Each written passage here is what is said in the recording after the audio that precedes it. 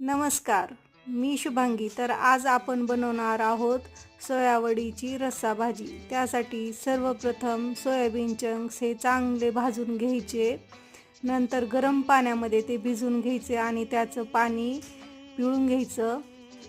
भाजी बनवण्यासाठी 2-3 मापटे तेल, त्यामध्ये जिरे मोहरी टाकून खोबऱ्याचा खीस, टोमॅटो, काळं तिखट, लसूण अद्रकची पेस्ट टाकायची. छान असं परतून घ्यायचं. परतून झाल्यानंतर त्यामध्ये सोयाबीन चंक्स टाकून घ्यायचे आणि त्यामध्ये आपलं गरम पाणी जेवढं तुम्हाला लागेल असं ओतून घ्यायचं आणि त्याच्यावरती शेवटी बारीक चिरलेली कोथिंबीर टाकून घ्यायची.